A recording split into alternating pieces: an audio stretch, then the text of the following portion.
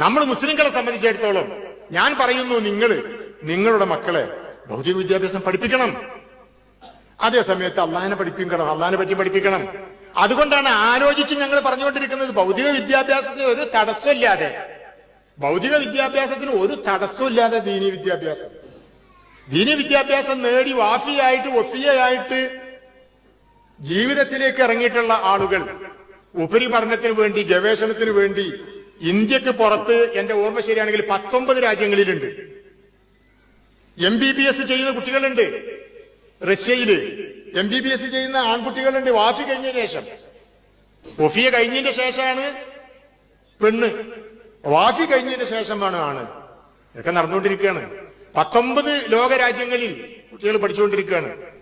ഭൗതിക വിദ്യാഭ്യാസ രംഗത്ത് അവര് എല്ലാവരെയും പോലെ, അവരെക്കാൾ കൂടുതൽ നമ്മൾ അവകാശപ്പെടണമെന്നില്ല.